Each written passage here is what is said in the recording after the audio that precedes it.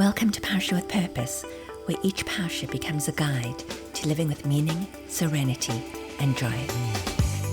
Parshas Savo opens with one of the most beautiful mitzvahs in the Torah, Bikurim. A father would take the very first fruits of his harvest and bring them to the Beis HaMikdash, offering them to Hashem with gratitude and joy. The Mishnah describes the incredible procession that accompanied these offerings. Rich and poor alike would travel to Yerushalayim carrying baskets filled with their first fruits. But there was one fascinating difference. The wealthy brought their fruits in elegant trays of silver and gold. The poor carried theirs in simple baskets woven from reeds. And then something unexpected happened.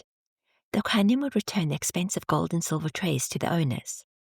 But the humble wicker baskets of the poor? Those they kept. At first it almost seems unfair. The wealthy leave with their valuable trays, and the poor, who have so little to begin with, don't even get their baskets back. But the Malbim explains that the Torah is teaching us something beautiful.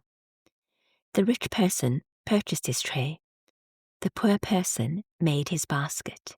He gathered the reeds. He sat and wove them together with his own hands.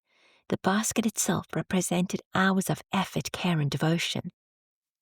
It wasn't just something that carried the mitzvah.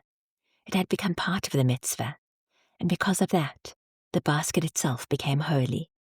The Kohen kept it, not to take it from the poor person, but to honor what he had invested in serving Hashem. And that's a powerful message. Hashem doesn't only look at what we bring, he looks at what it cost us to bring it. And that feels especially relevant during Elul. It's so easy to compare ourselves to other people. Someone else learns more, someone else davens with greater concentration, gives more tzedakah, seems more spiritual, more accomplished. But Hashem isn't making those comparisons. He knows the journey behind every mitzvah. He knows how hard it was for you to get out of bed that morning. He knows how many distractions you pushed aside to open a sefer.